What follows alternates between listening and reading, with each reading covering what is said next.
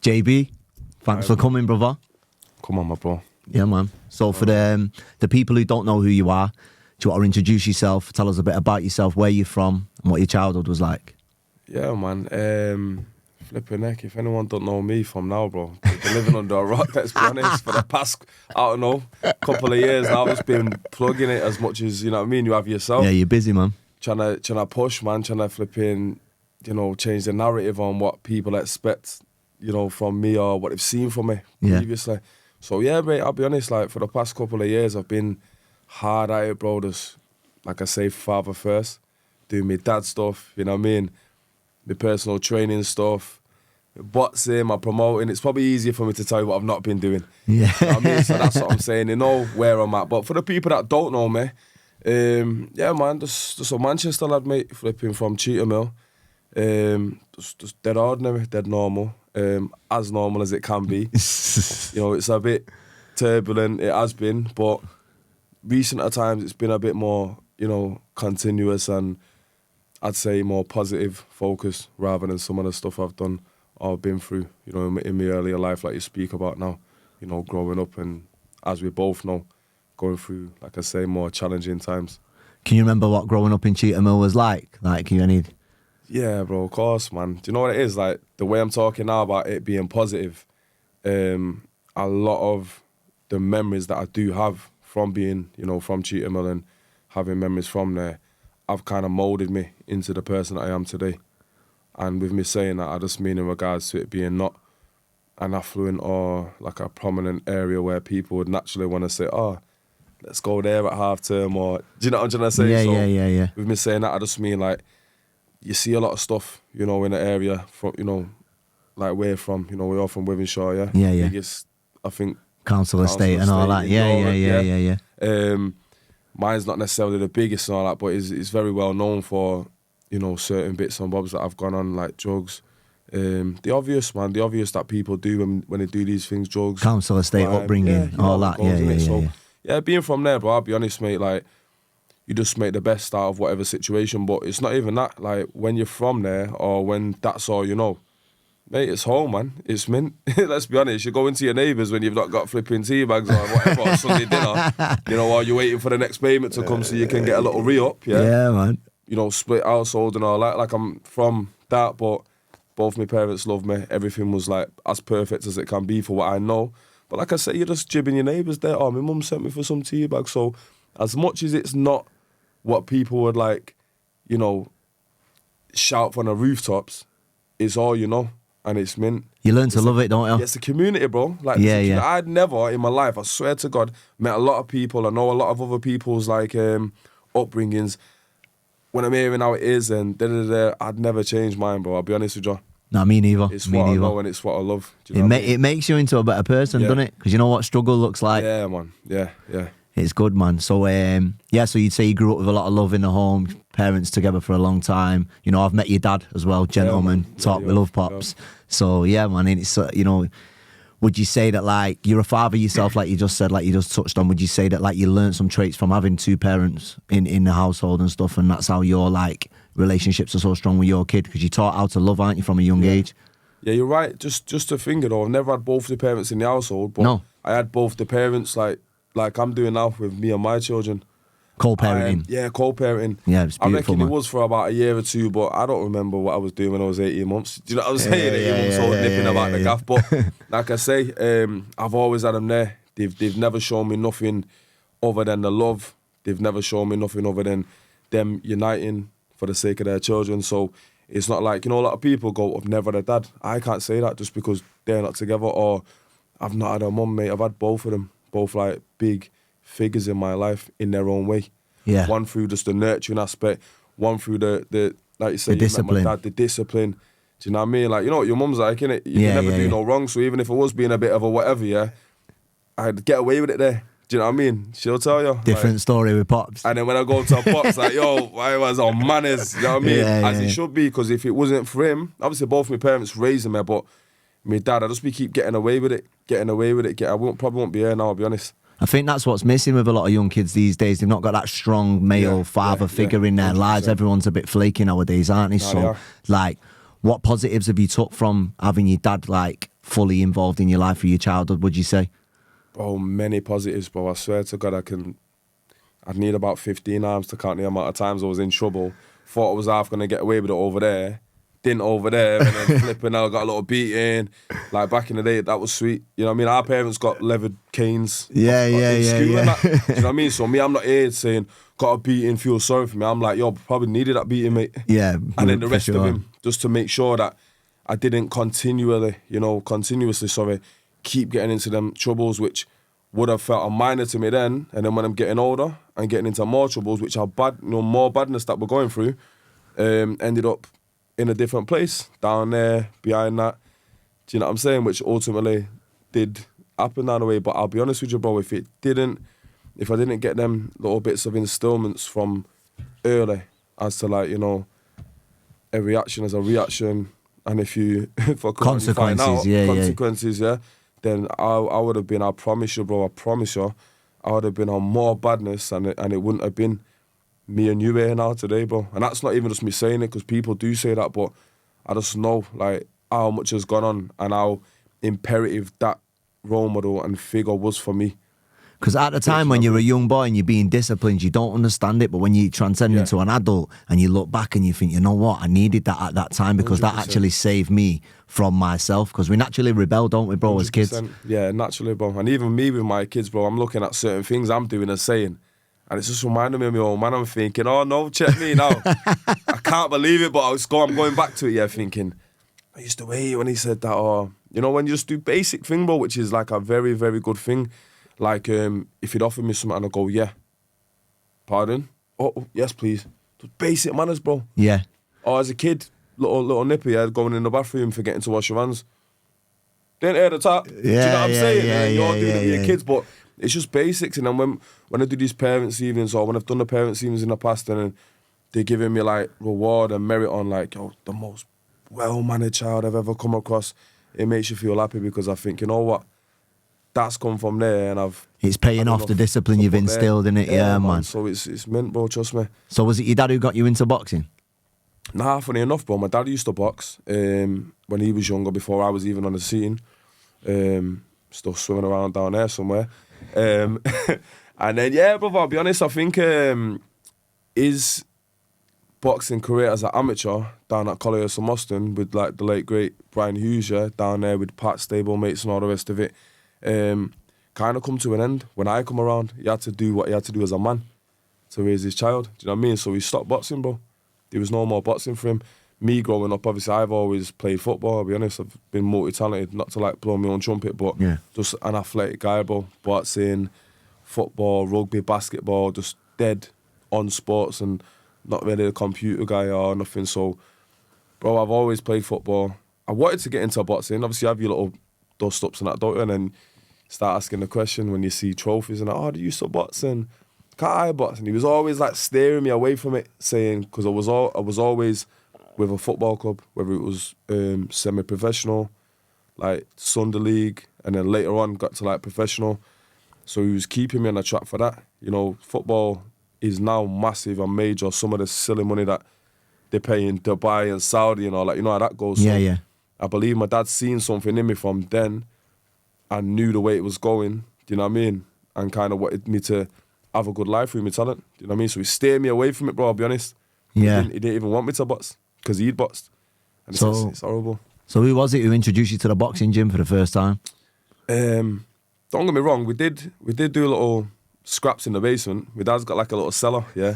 And he's got an heavy bag, a speed bag. He's got Jamaican flag on our back wall with all the legendary fighters, do you know what I mean? Posters and all that. So it was a little spider web and whatnot. So it's a proper little fight club at home. Yeah, I promise you, because I say, he used to box, and that's what his passion was. He's got boxing gloves tattooed on him and all that. Do you know what I mean? So Has he, yeah? Yeah. So he did come from it, and he does love it as much as I now do. So yeah, as kids, mate, me and my cousins and that, we used to get slapped in there, gloves on, go on little spars and that. And I used to always think I won, but I used to always lose the bout. I never got raised because I was emotional. I'd turn it into a little scrap. You're ripping the gloves off? Yeah, my cousins were a bit older than me, so naturally they're probably a bit more strong. Yeah, a bit stronger, yeah. Do you know what I mean? So I'm doing what I'm doing, but then little shots are coming in, as you do. start losing your temper, start going mad. So that's where I kind of learnt my composure and patience aspect, because he's never given me about when he's seeing me losing my head. Yeah. Because otherwise he's going to try and reward that by saying, yeah, you won like that. So I'd never win one. The one time I thought I actually did lose because I was patient and calm, I got about, I think it was like more, learning. Yeah. Teaching you like the mental side of the game. So we did have the little boxing scraps and that, but it was nothing serious where he wanted to nurture me into going into that sport. Into the amateurs and stuff. Yeah, not at all. You had a few amateur fights though, didn't you? Yeah, I did. I'm trying to think who it was that got me into it. I think it was my cousin, bro. Like I was doing weights. I was doing a lot of weights and stuff, and I think I was sitting around 16 stone, pretty heavy and that. There was no cheekbones and that. It was hamster cheeks, I promise you. Like, don't know, mate. Like, and then one day I went to the gym. I think it was Marvin Greaves' gym. When I was a bit heavier, and just on the weights, and I think my cousin Kevin was saying to me, "Look, bro, you need to do something with this, man." He said, "What are the weights doing for you, man? It's all good. Jump into boxing." I think I just done a few rounds with Marvin on the pads, yeah. And he could feel the power, natural power. He could see the talent, whatever. But I was knackered. I think he's seen about 25 seconds of the power and the talent, mate, because I was knackered after it. I swear to God. Like, if I look back on the video, I've got the video. If I watch it back now, I can watch about 4 seconds, bro, before cringing. You know what I'm saying? Because back then I thought I was doing dead good. And then I look back at it now and I think, wow, I'm glad I took a year to train and dedicate proper before I actually put myself to the sport, because I did. But when I tell anyone, I said, if you're going to do something, do it proper. Don't just think, you know everything, or you look mint because you've hit pads for half a minute and then that's going to win you a fight, or, you're more dedicated than the next man that's been doing it for a long time and, dedicated his time to his craft. Because, I think it took a full year to train.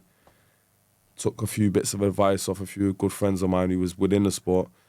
And then I took a good year, bro. I trained with the pros. I sparred with the pros. Like, I went running 3 times a week. Bro, there was sacrifices made. I was just becoming a dad, missing putting my kids to bed and all that, doing extra late nights in the gym just to get the rounds in, just to spar. Marvin blessed me with having a key and all that. I was working on another job. So when I'd get a lunch break, I'd jib in the gym and do a bit. So I was really dedicated, bro. So that's like the start of the journey into the amateurs. I feel like you have to be, though, because boxing's a proper honest sport. If you can't cut corners, because you have to, when you get under the lights, it shows 100%. Whether, and you know yourself when you're making that ring walk, if you've done the sparring, if you've done the running, if you've sacrificed, what you were saying before. So it's not one place you don't really want to be getting found out is in the ring, innit, bro? Nah, you don't, bro. Like, what did they say? Train hard, fight easy. Yeah. It's an easy quote to say, but if you feel that quote, like, properly, I've never in my life had to go into that ring. And I've seen it happen to a few fighters where they've been looking like exhausted, the other kid's fresh. Like, you've seen fighters say, I felt like I had 8 arms in there. Do you know what I mean? Like, it didn't, on my life, the way I prepare and the way I kill myself in any training camp or just in training in general, bro, I'm always comfortable in that ring. Like, I don't know, like, testimony to just the way I train, my mental capacity to know that is not a place to get found out, bro. I'd hate it. I promise you, I'd hate it, bro. Just going in there and feeling demoralised. If I go in there, I've lost amateurs. I've lost 2 fights, and I'll be honest, mate. I felt more happier. Not happy to lose ever, but I felt happier with my performance on a loss, on both of the losses that I took, more so than one fight that I lost, than I won via unanimous, because I'd come off 3 knockouts early on in my career, and then I got a unanimous victory, but I brought loads of people out as I do to the fights and that. And then I thought, I've gone in the change room, everyone's like, yeah, well done and that. But it weren't the same well done from when I knocked the kid out. So I feel like even though I won, I was just like, they was just blagging the well done to me. I just say, yeah, you won, but wasting my time, that was shit. Got a bit upset, stood facing the wall, tears in my face and that. Really? From a win? Bro, from a win, bro, because I'm thinking, I did everything I did, like, in training. I did feel good in there, but I'm used to knocking the kids out, and I'm feeling like these guys are saying well done to me in a fake way. Do you know what I'm trying to say? Because, like, they have to say it. Yeah, like they have to, but they know what I'm up to. Like, naturally, when I'm banjoing these guys, So honestly, like, the point I'm trying to make is that I was dead upset in that, but then when I represented myself in the ABA elites and got to the quarterfinals and I lost to like the number 1 seed, 50 odd fights to my 4 or 5, I just thought, nah, I'm at that level because I've pushed him back, took a few shots, I've set the pace. So I don't know, like, when I'm saying about losing, feeling better in them losses, I just mean like I wasn't in that situation where people have seen like knackered, done in, never been dropped, never been standing 8 count or nothing. So I You just give a feel like, best, strong account of yourself, basically, innit? That's what it's all about, even innit? if it was to lose moving forward or whatever, as long as I do that, mate, I'm happy. I'm happy because I know that there's levels, bro, and I've not boxed since a kid, since 8. My first fight, I had it at, how old was I? I was 20, I think it was 24, 25 or something, bro. Do you know what I mean? That's late in the game, bro. Do you know what I mean? It's very late, but when you dedicate yourself, yeah, you might take a few losses to guys that have been in it since they're 11, but if you're competing with that, you feel to yourself, you've fast-tracked it, but you're taking it as serious as them. And you have got a natural talent for it. Yeah. Because they've been doing it 15 years longer than you. Do you know what I mean? There's no shame in it if you're like a late starter and you show that you can compete with someone who's dedicated their life to it. Then there's no shame in that. And like you say, if you wear your heart on your sleeve and you train to your best of your ability and you give your best. If you don't pull off for you, but you're still showing that you can hang in there with the best in the area at that time, then it's more props to you, doesn't it? Do you know what I mean? That was it. That was literally it, bro. Because I thought, man, these guys have boxed since they was flipping, I don't know, mate, like 10 juniors, this, that.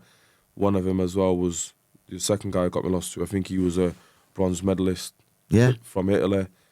Do you know what I mean? And even later on in my career, like boxing career, I say career, I don't even still regard myself as a boxer, man. I promise you I don't. I'm just a guy that's doing it. It's the fighter, man. Just to keep that on.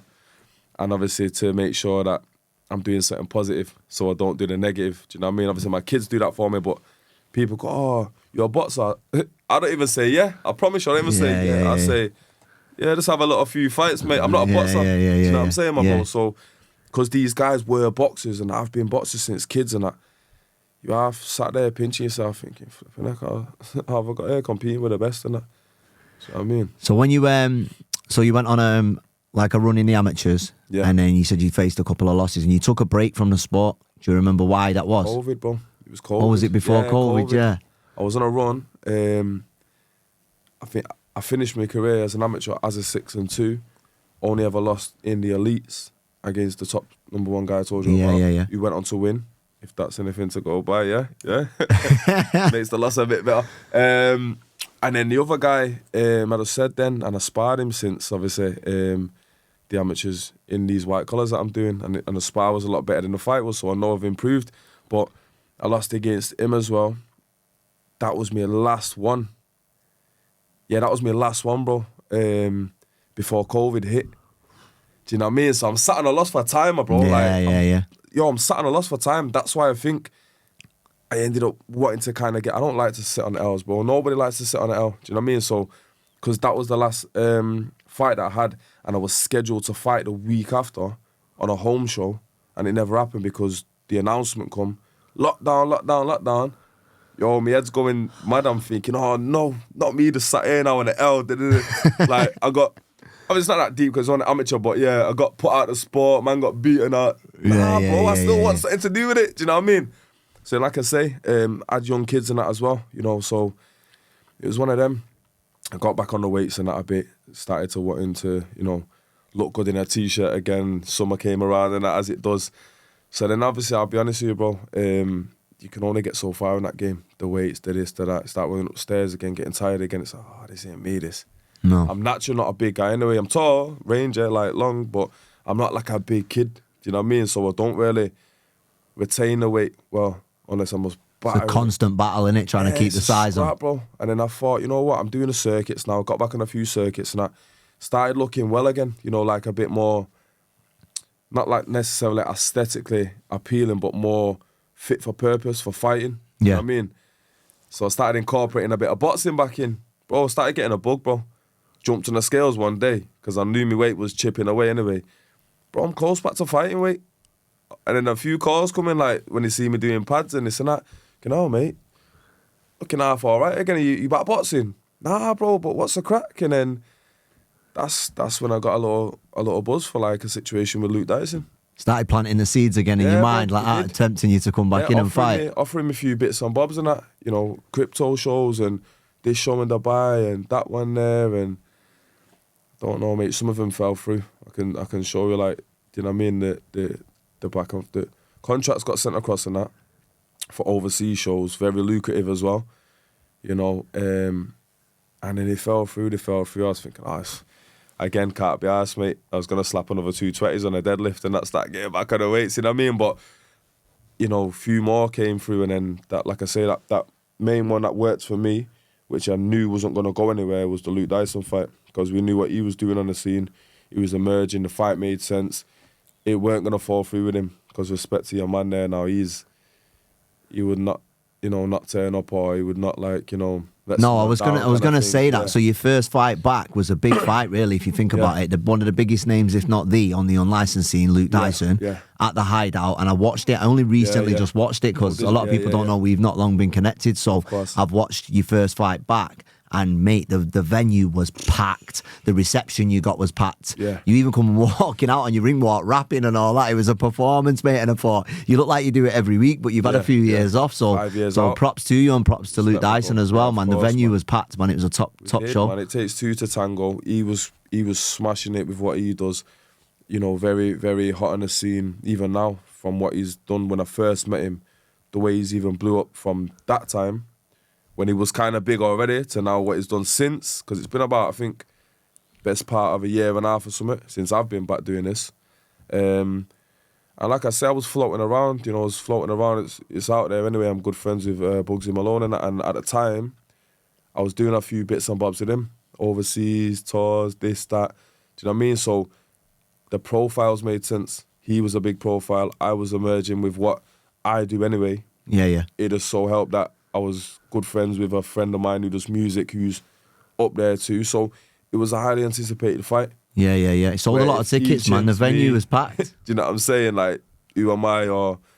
And it was a challenge for me, given the time I was out, and this guy is as active as he is. And if I'm who I'm saying I am, then I'll do what I need to do. Do you know what I mean? Kind of thing. So most people would have come back, and fought like smaller opponents on a smaller show and built that confidence up. But it's like watching it back the other day, I thought you really come back and jump straight in at the deep end. And I think that that's just a testament to your character as well. I respect. And do you know what? There was a few things back and forth with like me and Luke and that. And nothing serious and that. But I think he was thinking I weren't respecting him. Like, you don't respect me or something. I was like, bro, just done a 14-week camp for you. Yeah. You fight twice a weekend and you're not really asked win, lose, draw and all that, mate. I'm asked that, you know, to win. Losing's not an option. So if I didn't respect you, mate, why am I doing 14-week camps? And you're shooting high. You're going after the biggest name at the time, weren't you? So it's not like it wasn't a disrespectful thing, but... I'd get nothing out of beating a kid up that I know I can beat up, bro, honestly. I'd probably flipping cry after that as well. Like, it's your confidence and you know the way you go about things, certain things like we was talking about this off camera, like people mistake your confidence for arrogance, don't they? Do you know, because the way you carry yourself, you know, you're in your own little lane and you fucking... You know, you present yourself well with confidence, and I think people can take you the wrong way if they don't have that. You know, they don't have that line of communication with you. They see you the way you, because when you turn up, don't you? Yeah, you have your entourage, your way you do things. Like you turn up, like when you walk in a room, you come with a crowd. You come with you're in your own lane. You're like a little star in your own right in Manchester. Do you know what I mean? You're an out there person. You're an out there person. You are, Like very bold. Do you know what I mean? I feel like yourself, you won't be able to walk in a room and try to pretend, not like you're someone else, but dim yourself down. Like, bro, I don't even go in rooms to try and be loud. I just go in them and just somehow end up being a loud one in there, or not even necessarily a loud one, but being the person that's got something to say or people naturally gravitate to, or end up having a great conversation there or having a bit of a cheeky joke there. But that's just me, bro. Do you know what I mean? So sometimes people can look at that on a glimpse on Instagram, on a story, on a little clip, and think, fucking hell, you what my other think is.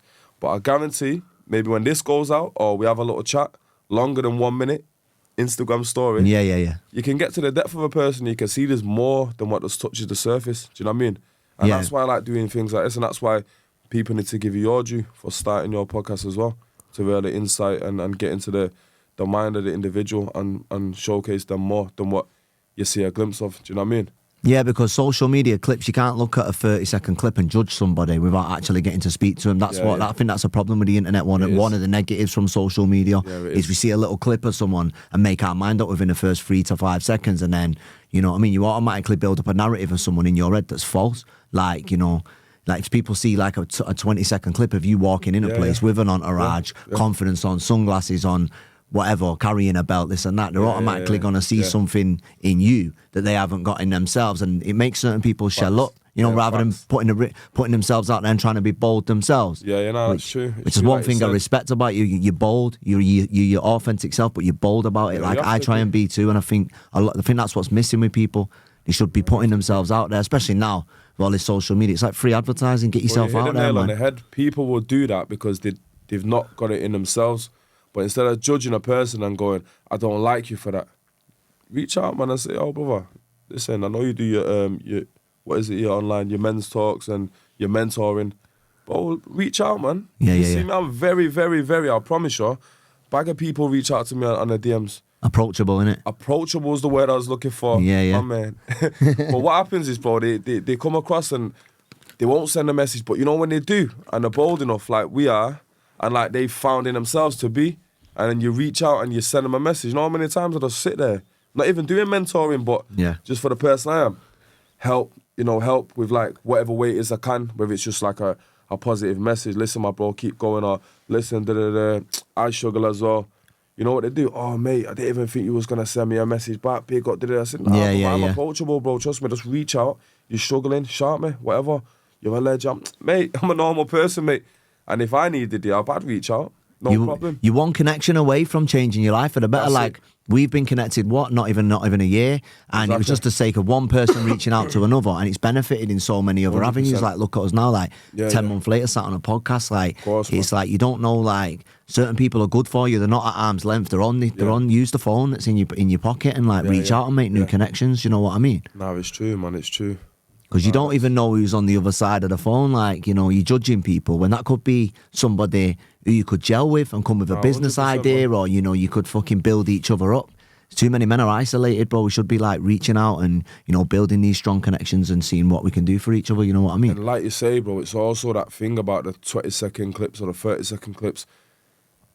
These streamers and that, I've been around them. I know the insides of how they do it, right?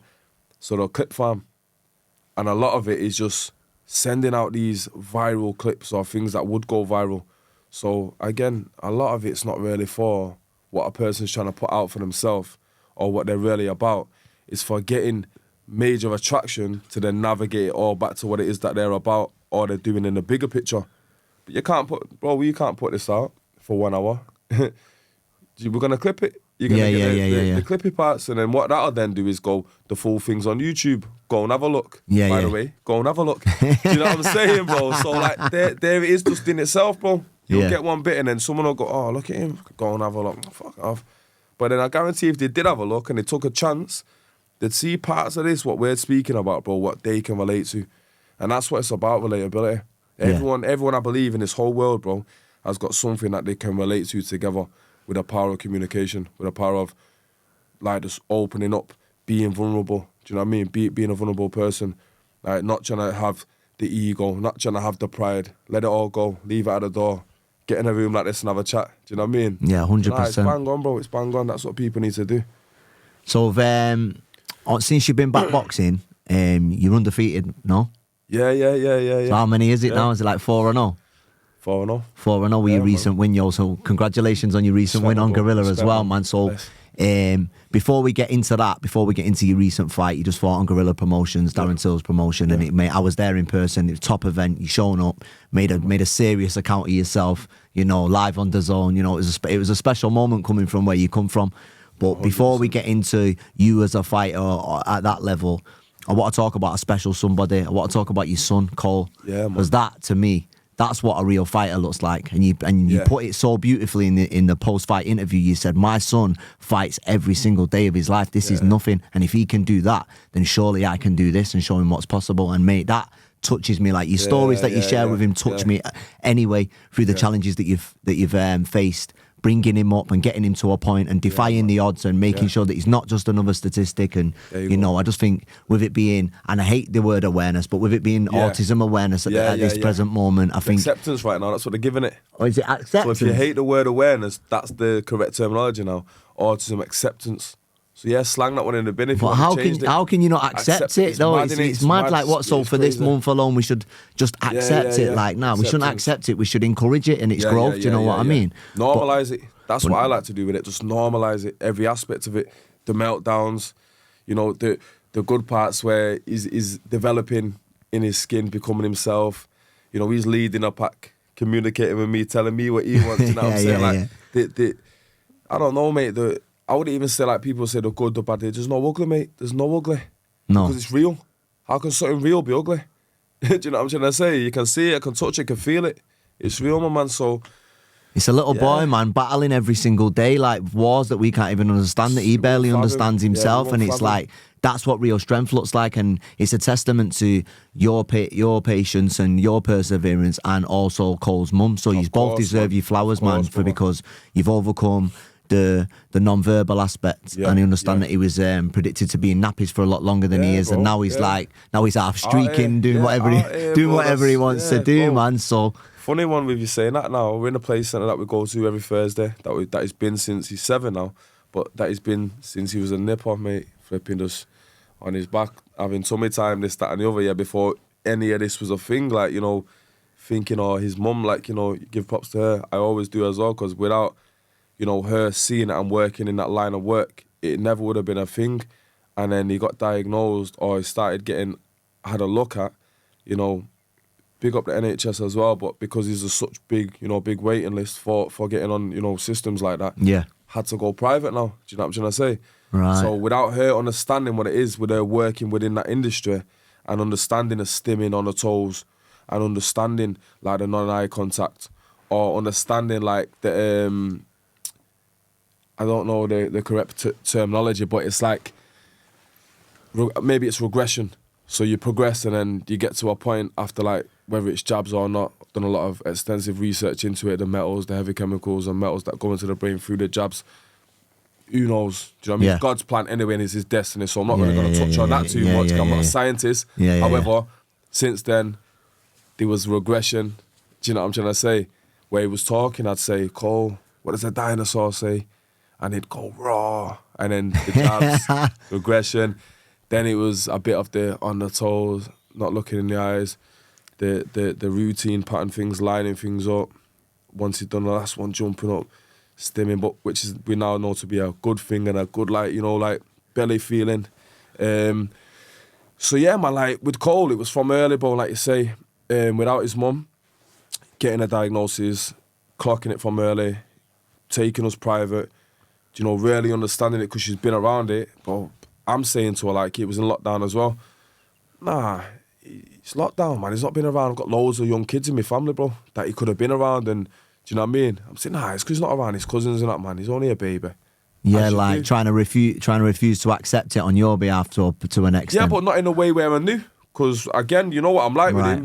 He's my guy, man. So like, it was just me just not having the awareness, bro. You know, at the time, or having a knowledge of what these little cues are, which she knew. Do you know what I mean? So it's credit and props to her that she's caught it early and got him the support and got him his diagnosis. Obviously, I was there every step of the way as well, but I won't take no jubilation for that, because as far as I would have still been doing my thing with him. Now I'm going, nah, mate, he's been the other little ones around. Do you know what I mean? Because I didn't know, mate. I didn't know. And even his mum was like worried, thinking that, you know, as a father or as a proud man or whatever, that it was going to affect me. I said, you're mad. My flesh, my blood, it could never. It could never. That's why even now, like you talk about, if he's having a situation where his top's off or whatever, mate, best believe I've got my top off there with him. His eyes and all that. You all right, mate? Yeah, buzzing. Hot outside, innit? No problem. Because a lot of people, because they're... that kid through life. A lot of people will be scared of like having a child with autism, and they'll run from the responsibilities. You see a lot of neglect come because they think like they'll just put them away, put them on an iPad and not really engage and not get them to a level where you've got Cole, like, you know, put the work in and try and combat the non-verbal and, you know, get into, you know, try and teach them, because at the end of the day, like, even though he might suffer with severe autism. Yeah. It's still a young little man at the end of the day, going he's through the smarter than me. changes. He's growing up. He's going to be, before you know it, he's going to be going through puberty and stuff. So he's going to be, and he's still trying to regulate his tooth yet. I'm worried about that. Because That's he'll probably just swallow it. yeah. There's no money now under the flipping. I have to go through his nappy. If he didn't nappy no more, big him up. Do you know what I'm saying? Put a tenner in his nappy. Yeah, do you know, he's not even got a nappy no more, has he? Like we just said. Oh he's not, shit, yeah, he's come off him, man, I yeah. have to be like fishing out of the toilet. Where's the tooth, Cole? He's going to put it down there. But yeah, but nah, you're right, man. There's loads. Like we probably have to do a whole separate segment on just Cole alone, mate, because like you say, the way he's navigating through life from how he initially started, bro, the kid's flying, mate. He's flying. Like I say, without getting too whatever, but he's my hero, mate. Trust me. And when I do these fights, I promise you, there's no fear, there's nothing, there's this, because I think if he can do that, yeah, what he's doing just in life and just cracking on and, do you know what I mean, constantly just like defying the odds, like you say, 3-2s, 5-2s, mate, piss. Do you know what I'm saying? But I look at this kid, I've made this kid enough and a lot to understand, like, bro, emotional, do you know what I mean, like sensory, this, that. Imagine, mate, you want something so simple as to say, oh, turn that fan and you cannot speak. Yeah. Imagine, bro, I see this kid biting his... Yeah. But now he's flying, there's less little bites and there's less headbangs and all that, mate, because he's really doing his thing. He's really coming on. He can speak. I was in Nando's yesterday, so come out and I have 2 minutes. And I'm saying, Cole, what do we want to eat? But I think he was just, I might have been checking a bird out or something. I probably should have doing his own thing over there. My other son wanted his thing, and I said to the lady, can I just show him the menu, please? I think there's a picture of some chips or something in there, yeah? Yeah. And his visual, so can I just show him? So I said, Cole, what do you want? Do you want chicken or do you want chips? He's gone, chips. So I said, okay. She understood it, but I'm not, again, at the start, I'd go around and go, sorry, can I just show him the menu because he's autistic? Man, I don't even say it now. I don't need to. I just need to explain the situation. And I feel like you say with the acceptance, a lot of people now in this day and age are looking at it and really like saying, you know what, like, yeah, let me be a bit patient with this situation because I can see what's going on without having to, like you say, label it and go, can I just, because he's, no, mate, there's no stigma attached to any of it, mate. He's flying him, watch him. Yeah. He'll be whatever he wants, mate, when he's ready. Yeah, it's recognising what's right in front of you as well. Like, if you see a young man like that, well, he's going to be a young man soon. Course, and he's got his own battles. Like, who are we to lose our patience with someone he's losing patience within himself? Do you know what I mean? It's a tough little battle, man. So props to Cole, man. This was one of the reasons why I wanted you on the podcast, is to really talk about him, because he deserves, you and Cole's mum deserve all the props in the world. But he is like watching it all the time on your story, like. It's a special moment every day, man. Because you see, I've only known you like best part of a year, and I see the progression already. So it's like something that I look forward to seeing. I look forward to seeing is like when he's asking for things and certain things, because it makes me feel like, you know, all the things I take for granted in life. Yeah, man. You know, and I think that I've had like struggles when I was a kid. Like, there's things I take for granted. Like a lot of people out there, mate, who can't stand their kids, who think their kids are a burden, and it's like. Really, like you don't know how lucky you are to have a kid that can, you know, come up to you and communicate and, you know, and not stress out about certain things and not be getting, you know, frustrated and biting himself and stuff because he can't express his emotions, you know, or regulate his emotions, so to speak. That's it. Nah, he's meant, honestly, bro, I could sit and tell you a million stories with him. Like I said about the place that I went the other day, since he's like dropped the nappies. Only took him, I think, over the weekend. Me and his mum writing the times down. You know, you have to leave the doors open for access straight to the toilet. His cues are, I want, or just toilet or flush or wash, like simple cues rather than sentences. But the place that I want to go back to it, I'm looking around, the kid always hides in the middle of the slide, yeah? He's always normally hiding in the middle of the slide. He's at the top of the slide. He's in this little surf, like, buggy thing, what I put a bit of change on for him to press the colours and say, where is the Taj Mahal? Oh, dead smart. I think he just remembers it. He's got a good memory, so he'll press every single one's correct all the time, yeah? Bro, like, Luca, Zion, where's Cole? The people that work there, they're always helping me. I said, where's Cole? Mate, the kid's on the toilet. The kid's just sat in the toilet, because that's a new place now. Now he's out the nappies. That's a new little gaff for him, because he knows how to go to the toilet now. So I'm looking up the slide, I'm looking there, I'm looking at where he is, if he's in India at the Taj Mahal. For my life, but the kid just, I said, Cole, big boy, look at you, toilet now, yeah? He's like, just laughing his head off. And obviously, I think he's already gone toilet. It must have just been a week because he was not in there. Lucky. He just started with the tap. Putting it back down. Just doing his little thing, man, what makes him happy. So as long as I see that kid just laughing, smiling, buzzing his head off, mate, that's me. Do you know what I mean? That's me. And like you say about kids being for you, like, hopefully, one day, you know, God willing, he gets independent living. And like you've seen him over this year, just fly and just go from strength to strength. You know, the guy can get some independent living, but if he doesn't, in a selfish way, I need him, mate, more than he needs me, trust me. You know, going through this life. So if it means that he's together with me forever, then, mate, that's a blessing from me, trust me, because, yeah, even before me having kids and that, bro, if I didn't have him, probably wouldn't have, like I said, been here. Just naturally. So the way things, I believe, happen and the way he's with me, yeah, as long as he's there, we're flying. But hopefully I get this guy out and get his little independent living, chilling and all that, do you know what I mean? Doing his own thing. Yeah, it'd be a beautiful thing to see, man. 100%. So if you could say one thing to somebody who had an autistic child or a child that was facing some sort of health issues, whether it was mental or physical, what would your message to them be? Well, the first thing I'd say is be patient, man, because, yeah, it requires a lot of patience, man. I can't remember any time in my life knowing through the situations it goes through, ever losing me rag, ever, like, you know, some people, even with their kids that can listen to an instruction and just being brats. Yeah. Actual bratty kids, yeah? Yeah, Not yeah, like children with, like, situations where it appears to be that they're being a brat, yeah? Like, grab their arm or this and that, bro. I could never imagine a single time where I've ever, you know, done so. So the main thing I'd say is be patient. Put yourself in their shoes. Do you know what I mean? Because as much as you might, like, naturally get frustrated, like, more upset that I'm trying to help him do something, but he's not recognising that I'm trying to help him, so it's not working. So I'm like, cola boy, man, I'm just trying to help you, mate. Do you know what I mean? So you get frustrated because I'm thinking, mate, I'm trying to do my best here. But just be patient would be what I'd say. I'd say also put yourself in their shoes, because until you actually put yourself in their shoes and realise all the factors and forget it being about you, can't do something. But you can't do this one thing. They can't do that times however many. Daily. A lot of the time. So don't get frustrated. Do you know what I mean? Put yourself in their shoes.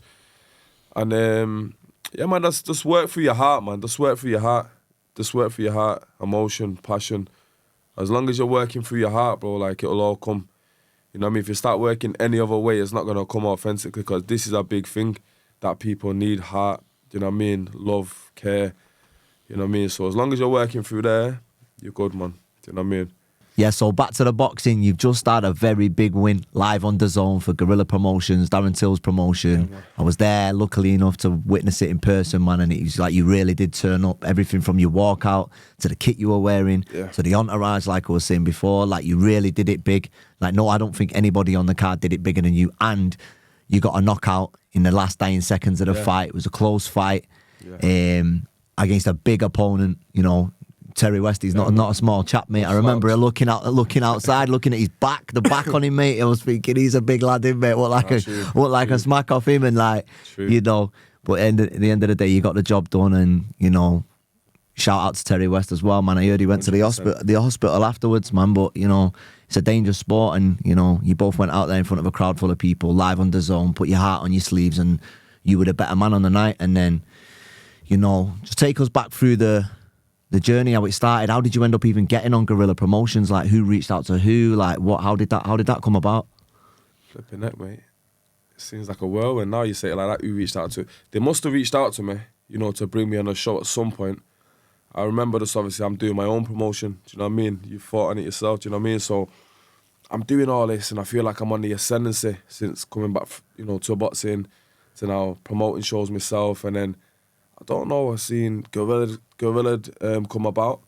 So I'm thinking, you know, man, that's a bit of a shout. Now they're contending with us. Do you know what I mean? Next thing you know, they wanted me on there.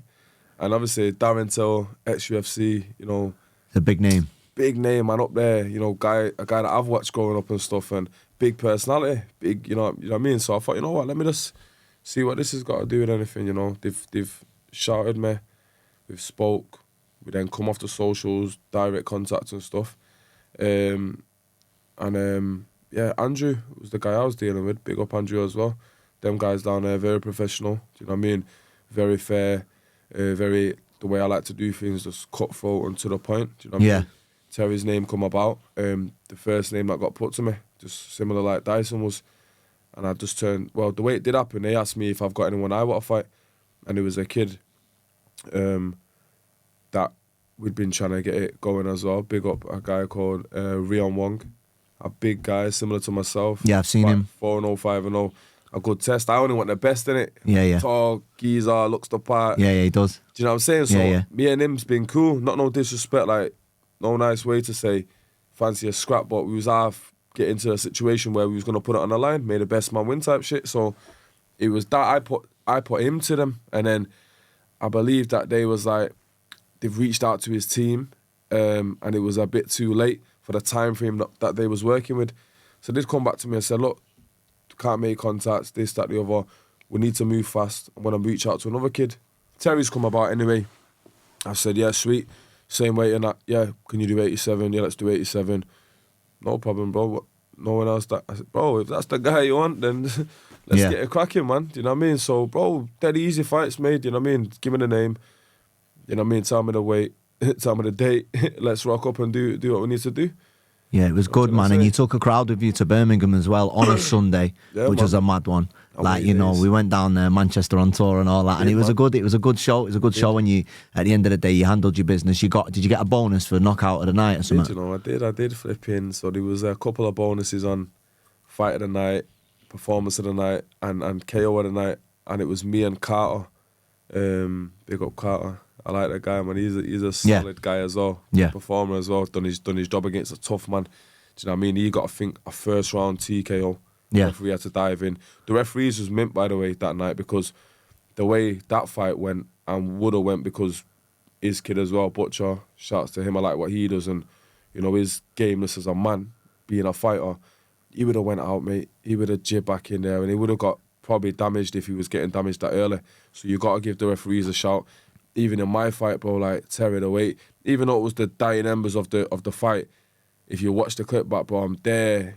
He didn't even go down. His knee dipped and then jumped back up, but his hands was down. He's come flailing towards me as you would. Staggering hands down and that, bro. And I've lined it. I said in an interview, I tried to show compassion before letting it go, and then he's getting closer, bro. It's a split second decision, so the ref jumps right in. I've gone to bomb the left, and then the refs beat me to it, which I'm proud of, by the way. Got in, I think he probably took a little punch in the back, or I've pulled it last second, and that was it, because, bro, as you've just said, he ended up in the hospital. From what I heard, he was maybe broken nose. I think he's got a bulging nose anyway, so that was just pissing blood. I think punctured, broken ribs, which ended up puncturing his lung. Lost quite a fair bit of blood. Do you know what I mean? I reached out to the guy. We spoke even yesterday, bro. Spoke with him on the phone, and that he's sound, and you know, he was cool, and we had a good chat and stuff, mate. But we got the KO bonus for that, and I'm glad that it got split, and I'm glad that I didn't have to get my knockout, or Carr didn't have to get his, because as much as we're fighters and you know, we do what we do, and it's the aim of the game to get your guy out of there and become the victor, bro. It probably would have overshadowed it a bit if it would have been a worse situation. Yeah. You know, where there was like oxygen in the ring, and I know he ended up in the hospital, but you know, potentially worse than it ended up being. So the whole experience from what I've been through is still there for me. Yeah. It never got overshadowed, because they was happy with the performance. I'm now speaking back with him through the little melee that we had in the build-up. I understood it to be what it was. Do you know what I mean? A lot of fighters do this, try and get into the psyche of the other fighter, and it worked. And that's why I didn't perform as well as I should have, because I was fighting and I was emotional. Whereas you've seen me box calm and chilled and composed and just sparring when we've been doing bits and bobs. I'm way better. Do you know what I mean? Yeah. So yeah, you can see that he said something purposely to get under your skin, and it worked. Yeah. And you know, it worked. I seen you before the fight, and I knew that it worked when I met you a few days before, and I thought, yeah, he's proper got under your skin, because I've never heard you talk about anybody the way you spoke about him. So even like there was no malice in it, You know, you've got to be careful what you say, especially when you're stepping in to fight somebody, because it can bite you on the ass, and like it did end up biting him on the ass in the end. He got his karma, didn't he, for saying what he said? But you know, there was no malice in it. So, and the best thing, the most important thing, is that you've both got home safe to your families, 100%. which is the main thing, which is like the best. And now you've got a line of communication and a connection and a mutual respect, which I think a lot of things, a lot of friendships and relationships are built through boxing. Like somebody said to me the other day, fighting brings people closer, and I thought, you know what, it really does when it's done right. You know, no, it does. Like, it's mad. You know how much respect you gain from someone, or you get for someone, once you've just stood there toe to toe, like having a punch up, having a technical bout, and then someone's the victor, and then you've actually been in there like a game of chess. Yeah. You've seen how you could have done better if you didn't move that way, done that way, then ultimately someone has to win. Bro, if you're a noble man, you'll shake a man's hand, even if you was to lose, and say, do you know what? Fair play, because I'm good, mate. I'm half all right, and if you beat me, you're some good man as well. Do you know what I mean? Yeah. And if you beat someone, you're humble enough and gracious enough to say, "Hell, mate, I'll be honest, like, even me to Terry, I said to him on the phone when we spoke, I said, you know what, brother? I'm a better boxer than that. Obviously, I box with emotion, but you controlled your distance well. You controlled, like, you done a few things. I won't go into it too much because then they'll know how I'm fighting. Do you know what I'm saying? But I told him a few things what he done well, even though I won. And I said, you made that fight what it was, given what I rate I am. Do you know what I mean? As a boxer, not just a fighter. So I said, fair play to you, mate. You done your job. You done your job in there, bro. Flipping out, mate. I don't want to do 3-2s in the fast. I'd say I'm more of a slower starter.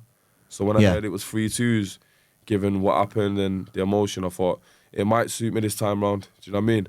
Yeah. But yeah, man, it was a good fight, and yeah, fair play to him. And like I said, even if you win, you still have to be gracious enough to give the other man respect. Because if I think I'm what I'm saying I am, what I'm trying to go in there to prove that I am, and he's jibbed in there with me, then you gotta respect that, man. Yeah. I was gonna say the press conference, fucking hell, mate. Like, I've got to respect this guy. He's a psychopath getting in there with me. So I do actually respect him. Even though I want to rip his head off, I've got to respect him because he's going in there with me, a lunatic.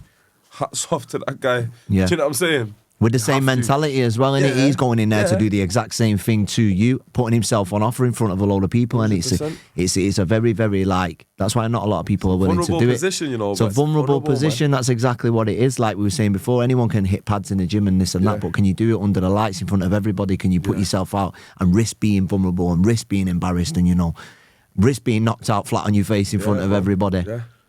And what you touched on before.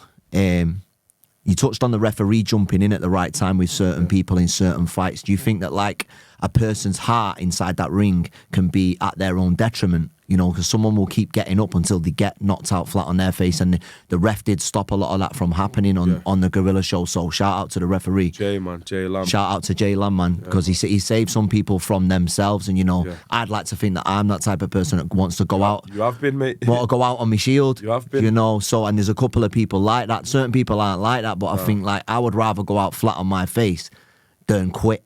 And I think that's why referees are so good at the job, because they stop people from causing themselves permanent damage by just naturally tapping into that dog inside. There's keyboard warriors, I've seen the Zone put my fight up there, and said, well, I can't remember what the line was, but they put it up. It's done pretty well on there, But then you get the comments, and one of the comments was, what the hell was that stoppage? But these are keyboard people or the boxing casuals that don't really understand, mate. They see a 10-second clip like we spoke on earlier, and they think it's, oh, what was it? It was a short left hand on the inside. His legs have gone down. He's coming towards me with his hands down, like, done. For a referee to see in them split seconds of a final bell on a 3-2 bout, referee could have went, you know what? Give him compassion to let him see the fight out, mate. Mate, he might not have seen the next couple of weeks out. Yeah. His lung was punctured. Yeah, his nose was probably broken. He wasn't breathing out of that. That was going to be losing blood. Imagine if he took one more big shot, brother. He didn't have steady legs underneath him, and, like, when your legs are gone, that's your foundation. You could end up getting seriously hurt. And imagine he's already gone to the hospital and spent the next 4 to 5 days in there. Imagine taking that extra shot, bro, to the head. The difficulties his body was already under, the stress levels that he must have been under, him having to leave on oxygen. Imagine having got a big shot to the head, depriving his brain of even more oxygen that he needed. God forbid, my bro, do you know what I mean? So this is why you have to really understand, not from a casual point of view, the importance of a referee having compassion for fighters, my bro. Even his own corner team. You know, and even you being smart enough yourself, some fighters do it, bro. They'll know that if they take one more shot, it could be the fight done, so they'll take a knee because they're smart. But at the end of the day, bro, like, sometimes you do need to be saved from yourself. That's why you have to have a solid team behind you to know that. Listen, I'll be honest, mate. My dad and my coach, Lonzy, big up Lonzy as well, we don't have no towel in the corner. I come to the towel. I come to the thing with a towel on my neck to keep me warm and go in there sweating and stuff. But, bro, throw that shit over there. Do you know what I'm saying? Bro, I'm not looking to, but if I have to, best believe that's the only way I'm going out, my bro. Yeah. I can't, bro. So yeah, you have to be safe from yourself. Yeah. I don't even have that conversation with them guys, or anyone for that matter. Bring a towel just in case. Forget it, mate. Nah. Forget it. I even spoke. Yeah, I was meant to have a fight, and I knew that a certain referee was gonna referee me. Yeah, and do you know what I said to him? I can't remember who the fight was against. Anyway, I knew he was gonna referee me, and I was on. I don't want to name the promotion that I was gonna fight on. Yeah. It didn't happen. It didn't happen, right? So the point is, I knew he was gonna referee me. You know what I said to him? I rang him. Yes, brother. This promotion, I've been known for doing dubious calls. By no flipping means are you to stop this fight unless I'm rendered unconscious, mate. He went, yeah, sound, JP, you know, brother, mate. I said, nah, I'm being serious, brother, because I don't want no flipping, that was dubious, that was this, that was that. I said, even if I'm losing and you feel like you're meant to, which we're going on about referees having to, the madman I am, bro, I was ready to die, bro, for this fight. I said, nah, don't even have me half this and that. I said, mate, I've got to be there stapled. And that's not me trying to be tough or nothing, bro. That's just me, bro. Like, I would hate to know that I can't get the situation back now when I was sweet. And you could have given more. Yeah, mate, I'd hate that. Honestly, I'd hate it. I'd rather be proper, like, done. A premature stoppage would break your heart, wouldn't it? It would, bro. It would. 100%. Especially after all the work you've put in through the camp and stuff like that. And that's why it's important that the referees, like I say, these guys are working so fast, bro, to see things in split seconds, people's eyes, the body language, to this, to that, the way it's going to go. If they've already lost the fight already, why are they taking unnecessary damage? That's the thing, right? Why let a man take unnecessary damage? He's already lost the fight. He's already battered and bruised. He's already bleeding. One shot away from what? What are we trying to prove here, bro? I'm not trying to catch your body. I know some fighters say it. I'm going to catch your body. You know? I'm not trying to catch your body, my bro. I am not. I'm trying to win about, you know what I mean, and show respect after and honour, but I ain't trying to catch your body, bro. No way. I think referees don't get the credit that they deserve. Some of them, don't get me wrong, some of them don't know their arsehole from their ear-hole, but some of them actually are saving people's lives on a regular basis, man. diving between two lions and stopping the other one from getting ironed out fully and probably doing permanent damage. So, the refs need to get the recognition, man. 100%, bro. They do, man. They do. Big up Brendan as well, because, he's the guy I was referring to. Yeah. Brendan Collins, mint ref, mate, mint boxer as well. Right. I'd like to see him not refereeing, because, bro, I've turned up to a few flipping boxing shows, and this guy's boxing. I might not say, he won't even be asked if I said it. He's had a bev or two before the fight and that. Sick guy. No, it's not. Calm your nerves. Can't recommend it. I wouldn't do it myself, but, bro, he's a talent, bro, in boxing as well. Do you know what I mean? He's a very good talent, but we use him on our shows as a referee, because he's very, very fair, concise. He gives the counts where he needs to give the counts. Gives the fighter, ample opportunity to, communicate and let him actually know that they want to. Body language is a thing, bro. Do you want to fight? And the man's like, wave it off, and all of a sudden they're dead game for it. It's like, sort it out. You didn't show me. Move. Saved you. And you know it. Don't blag yourself type shit. Do you know what I mean? So, was it the guy who ref mine? Is the guy with the glasses? Yeah, that I'm on about. Yeah. I remember him because he come in. Yeah, because he come in the corner when I had my nose broken. They were shining the torches up my nose, and I was like, "Do not stop this, no matter what." And he's like, "There's no shame in stopping. Your nose is snapped." And I was like, "Don't stop it. Do not stop it, please." And he's like, "Right, well, I'm gonna let you go." And I was like, buzzing. So shout out Brendan, man. 100%. Yeah, so when you was walking out on Guerrilla Promotions, obviously you had a top walkout tune put together, you make an entrance like you do in every room that you walk in, but do you remember what that moment was like as you were walking out the changing rooms to walk into a fight live on DAZN? Do you know what, bro? I got prepared. it was mad. Like, you know, on the day of a fight, everything you visualize for the way it to be, it happens. And then when one thing just breaks that visualization aspect that you've done like 1,000 times over, it sends you a bit. So I'm waiting to get my hands wrapped for time. And I'm being a bit of a diva, maybe. Yeah? Because I didn't want to be in the opposite changing room where the hand wrap guy had set up. So I'm saying to my coach, like, ask him to come in here, bro. Don't really necessarily want to be in there, getting my hands wrapped while my opponent's just there. Do you know what I mean? So yeah. I spoke to the guy afterwards, and he said the only reason he didn't is because it was a bit abrupt the way he got approached, which was cool. But then in the time... Who approached him? Lonze.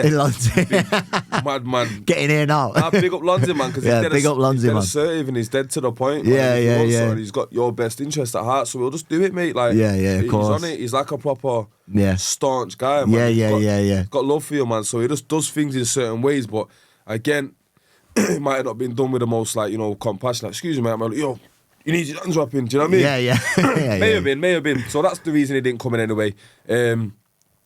Ended up having to say, right, sweet, when are we on? You know, the listing. The listing was that we was on in 2 fights. So I'm like, flipping heck, I've not even touched a pad or nothing. Not even got my hands wrapped. Takes about 10 minutes doing that. So I've had to just flipping bite the bullet, stuck me all up, and I went in there, sat down, got them done. And then they're telling me I'm on next fight. Michelle, the runner with the clipboard and that, I'm saying, next fight, Michelle. I said, flipping heck, I said, it is what it is. I said, but I've got one unwrapped here. By the time that fight is done, I'll have my other unwrapped. I've not even touched a pad or anything. So I'll see what I can do. So anyway, I've just fast-tracked it. I thought, fuck it, I'm paranoid, so I'm thinking I'm getting started up anyway. I'm thinking I'm just getting started up with the opponent because he's had junior amateur bouts, he's had 30-odd white-collar bouts. So I'm thinking I'm getting started up anyway. I'm thinking it is what it is. Do you know what I mean? The destiny of me is my destiny anyway. It's already pre-written and all that, yeah. So I'm thinking I'm here, mate, let's go. So anyway, she said, leave it with me. So I've just fast-tracked it, boom, boom, boom. Started hitting a few pads, gone out there, put my towel on, put my thing on, got a bit of a sweat on. I'm just walking around pacing, just trying to get my head to where I needed it to be. And then they've gone, they're just going to do a little 10-minute interval. So I thought, oh no, I'm ready right now though. Do you know what I'm saying? So then I think my business partner, shouts to T, he come over and was like, yo bro, they're doing 10 minutes, you know. Better off going back in there. Remember, I've only done 3 minutes on the pads to warm up, bro. And you know what I'm like with my training, bro. I like to have everything so specific. Yeah. Do you know what I mean? So, yeah, I went back, took everything off, went back in with Lonze, mate, and then, sorry Lonze, he's got a big fuck-off bruise on his arm and his back, I think I chinned him, his jaw was sore and that. Yeah, because the way I like to do it and the way that this particular fight was, I needed to be switched on, bro. Like, I needed to be, like, kind of pissed off in a way to go out there. Do you know what I mean? Of course, psyched up. Yeah, psyched up. So I'm asking him to do certain things that we're doing out in the warm-up. He's doing it. We're doing certain combinations. Nothing mad, just certain ones, certain shots that I like to use. Then we're just finishing off with a little bit of, like, defence work, maybe a little bit of a catch counter. But he's tapping me, like... So I'm just like, there's a few people watching, a few cameras floating about. So now the performer comes out, do you know what I mean? So I'm like, hey, stop tickling me, bro. Put the hands on me, bro. Do you know what I mean? So he's going mad and he's a big lad, do you know what I mean? Yeah, so I'm he like, is, man. fuck off, going mad with the pads there. Caught his hand, one of the pads flew off there. Bro, I think you're ready. Got back on, got me stuff on and that. And then, the walkout itself, bro, I knew what I was doing with it because it was Darren Till's show. Do you know what I'm saying? So with me knowing that it's Darren Till's show, I always like to, you know, match the theme. So with it being gorilla, we had a gorilla kit, fur on the hood, fur down here, big gorilla on the back on the side of my kit. So match the theme there. Like you said, like, I don't believe nobody did it the way we did it with the kits and the personalised gloves from Bravos. I had the Just Business here, the autism there, the kids' names, everything for me to go into that battle was with me and on me. Do you know what I mean? Yeah. I had the Just Business gum shield with a red X through it, makes personal. Yeah, like, you look the part, man. You look the part. ready to just go in there and just light up the zone, mate. Yeah? Do you know what I mean? And announce ourselves on a big stage. You know what I mean? Hence why I thought, Darren's in attendance. He didn't go to the first show. He's here. Fucking let me let this guy enjoy himself. I had his little montage, his little speech. Yeah. You know, there. No one's a threat to me. No one's a threat to me. No one's a threat to me. To obliterate you. Yeah, and all that. So I thought, listen, you win fights before you do anything physical. Yeah. So when you're in that ring and you're hearing all that, imagine how my man's feeling. Do you know what I mean? Yeah, so I'm doing the psych stuff, yeah. Then the tune kicks in, 50 Cent, I'm supposed to die tonight. Do you know what I mean? I believe in myself. I'm supposed to die tonight. The tune goes like, it's nothing new. I've been in this position before. From there, I just knew what time it was, mate. This is nothing new. I've been here before. Walk the walk, talk the talk, and now it's time to act and do the, you know what I mean? And we just jumped over the ropes as we do. And the ropes is a bit slack. If you watch it, I'm like, yeah, these are seeing you slack. Bouncing the ropes like that, you better be careful. On me life, they're normally a bit tight, yeah. That's what I always do. I don't just grab him and go, because you have to kind of feel if you can grab the second one as well, or if it's just off the top one. Do you know what I mean? Don't be going flat on your face on the zone. There's a lot that goes into a little ring jump, you know, I promise you. So me and I'm thinking, oh no, this would be the time for me to fall flat on my face live on telly. Do you know what I mean? So I've been doing that, yeah, thinking, fuck it. If it happens, it happens. Boom! I'm in there, it went well. Did my little routine, my little marking my territory, my foot swipes and that. Back to him. You know, like a lion does. Yeah. Squirts or whatever. Kick the dust in his face, one of them ones. Yeah, man. Territory, dead disrespectful. Because all that just makes him feel from up here decreases. Yeah, because he's just on a high from his walkout, so he's walked out feeling like the man, and then you've just come out and upstaged him. Do you know what I mean? Aspect. Yeah. Walked over there, took me things off. Didn't want to do the you know, say touch gloves if you want to. Didn't necessarily want to. At that point, I looked away and that kept my hands down. Weren't interested. Yeah. After we can talk well. Do you know what I mean? But before we hadn't even traded leather yet. Yeah. So that was all that was, and then obviously even that, bro. Seeing his body language. Yeah. It works, bro. Trust me, I'm giving all my tips away. Yeah, all the psychology tips 101 from JB. Yeah, write them down. But every fight's different. If I'm acting nice to you, I'll be worried too. If I'm not, whatever way. Do you know what I mean? A lot of psychological warfare goes on Even going yourself. into it. Yeah, Even it does. yourself, Like bro. people underestimate. Like the hardest part's not actually getting in and fighting. It's the build up. It's the walkout. It's the self doubt. It's the what have I done? Have I not done this? You know, you constantly like we naturally doubt ourselves as people anyway. So when you're put in a situation, you're thinking, I'm going out there in front of hundreds, potentially thousands of people are going to see this because of everything that goes on with social media. It's like a lot of nerves kicking and stuff like that. You know, it's normal. So I think people don't appreciate how much nerves and mental like stress goes into actually putting a fight on and being involved. Do you know what my thing is, bro? I'll be honest. My big thing is, don't let me knock this plant over. Oh, good. Do you know Send you the bill. There you go. Hey, where from there, Mike? But do you know what my thing is, bro? Like you've just spoke about. My big thing is what I think about. Like unintentionally, every time before a fight with regards to getting knocked out or demoralised or, you know, it not going my way. Bro, again, it goes back to the kids. Yeah. I start thinking, my son's on YouTube and that now. Do you know what I mean? Yeah. He's found one of me tracks from years ago when I did music and that. He likes it, he bumps it a bit. He likes it. I was buzzing that he liked it, you know what I mean? But at the same time, it's like, if I have a fight or something now, and I don't see him because it would be on the weekend until I next see him, of him just seeing his dad chinned or something, is what it is. He knows the dangers of the sport. He knows that it could happen both ways and that. But that's what like spurs me. I think, nah, mate, I'm not having. It's too accessible, innit, for the younger generation, mate. Especially your kids to see you get beat up live on TV. It's like saying, bro? there's a that lot spurs more. Me. You know, like when you're knackered in the gym or you're doing this, and you think, go on, then, mate. Be tired. Go on, have a little rest if you want. Son's gonna wake up and see you getting chinned on YouTube. Yeah. So I thought, what? There's 20 more seconds. Do you know what I mean? Whatever it is, like stick in the spar or whatever it is. Because honestly, my bro, I just feel like if I seen that, it would be what it would be. Like I spoke to my son after the fight and that. You know, FaceTimed him at the event. Right. It's mad. Like this is one. I FaceTime my son because you get that little adrenaline crash after. I spoke to him on the phone.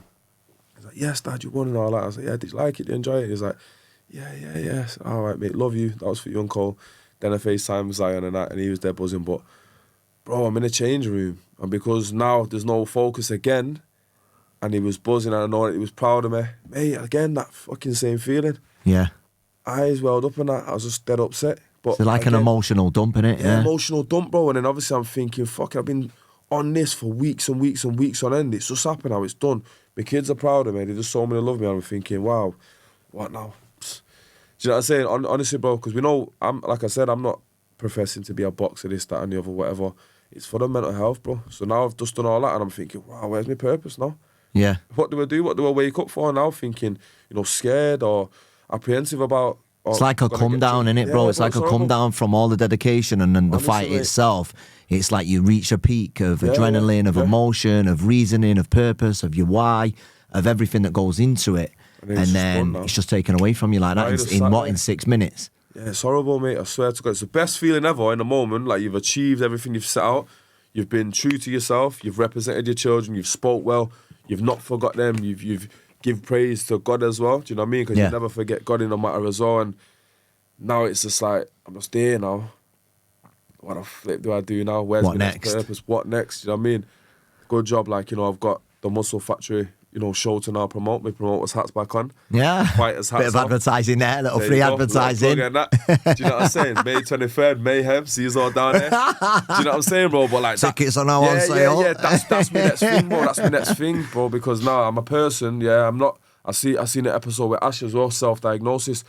I'm never gonna even self-diagnose. I don't even want to get diagnosed officially. Yeah. Because I'm scared of what I'd probably get diagnosed with, I'll be honest with you, Yeah, me too. But, do you know what I'm saying? But like, I'm not nothing, mate. I'm just me. Yeah. I mean, I know there's something going on. There's some sort of chemical imbalance and that, but I don't need to be told because through my son, there's no label. Yeah. There's no label, bro. Yeah. So I don't want the self-diagnosis. I don't want the real diagnosis because boxing is the medicine. Training is the medicine. Waking up with purpose. Having my kids is the medicine. Yeah, it's the cure, I've cured myself, mate. Do you know what I'm saying? Yeah, so respect. That's where I come from with all that, bro. But yeah, I'm just locking on again now to being a person I know I am. Having to have a hyper focus and the show, seeing what situations I can find myself in with misfits or whatever. Yeah. That's the purpose now. That's the new focus, man. Rather than just having nothing. Because yeah, man, rest in peace, Rick. Man, rest in peace to a lot of people that have these like invisible situations going on, and they've got no one to reach out to. Or they feel like they've got no one to reach out to because it's a lonely place, man. And I've probably had a minute of that with being upset after a fight. You know what I mean? A white collar fight. These guys have been at the peak, brother. Las Vegas, this, that. Imagine that, bro. Yeah, the come down off that's got to be something epic, hasn't it, bro? So yeah, you've got to do what you're doing, man, and reach out and do your mentoring and do what we do as people to show people that look, we're approachable. I'm vulnerable. Look at me, I'm telling everyone, I don't give a damn, mate. Yeah. I'm probably one of the most vulnerable and sensitive people out here. Yeah. Maybe I mask it well, or maybe I do the things that I know work for me well to have me not feeling like that daily. Do you know what I mean? So if you do feel like that, reach out, man. I think there's a strong message there in what you just said. So you've got to have something to focus on to keep you going, because everything else in this world is already piling against you. The odds are already stacked against us as men, as statistics, as all this mental health's rife and stuff like that. But without something to focus on, with a lack of purpose in your life, that's when you're playing in the danger zone. That's when you're playing with fire. So, like, I think we need to stress the fact that not just as men, as women, as human beings, we need something to focus on in this life, because we'll end up falling stagnant and then end up going on an emotional roller coaster, or getting depressed, or not having anything to aim at, bro. And it's a dangerous place to be in, bro. No, it is. You're right. You're the nail on the head, bro. Like you say, anyone, men, women, young people, you don't even have to be of a certain age. Obviously, as you get older and you've got more responsibilities, the trials and tribulations are a bit easier. I mean, a bit harder. As a child, probably have less. Do you know what I mean? But anyone can deal with stress, man. But there's ways, and like you say, meanings of finding what it is that you're good at, what gives you that purpose, what gives you that passion, what makes you happy, and what takes you out of reality for a little bit of time. Do you know what I mean? It's like the detachment of reality, because reality will be the thing that has you in that.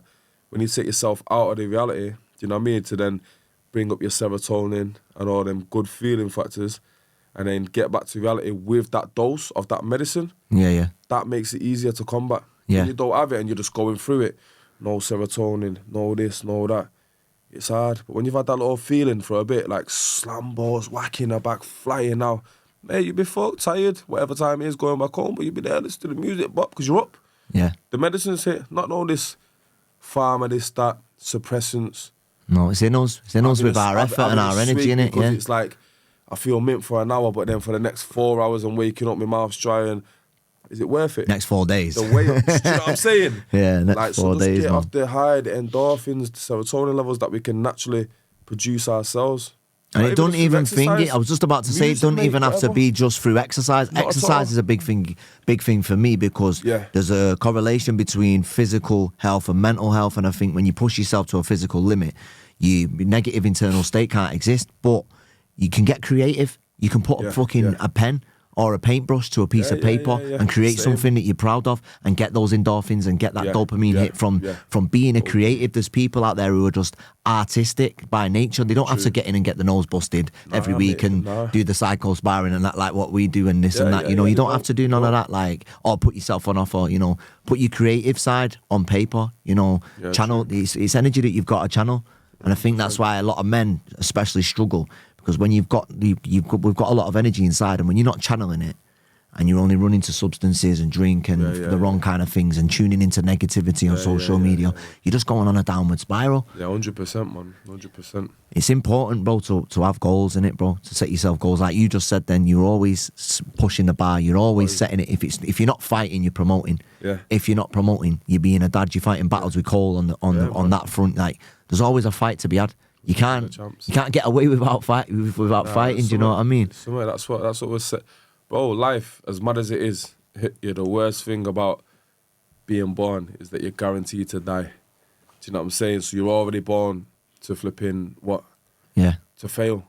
Yeah. No one's immortal. Do you know what I'm saying? No one's immortal. So if you had an option, someone said to you, listen, you're gonna be born, yeah, but you're ultimately gonna die. Don't know how. Could be painful, could be not, but you are gonna die. You're gonna decease. I guarantee you'd be like, you know what, fuck that.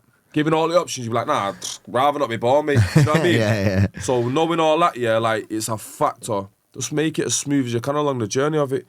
Because if that's the ultimate goal, then why would you want to go through it having loads of negative ones when the ultimate one is going to be a negative one as well? Yeah. Let all the positive ones outweigh what's ultimately going to happen and go, yeah, you know what, at the meantime, though, that's going to be a shit one.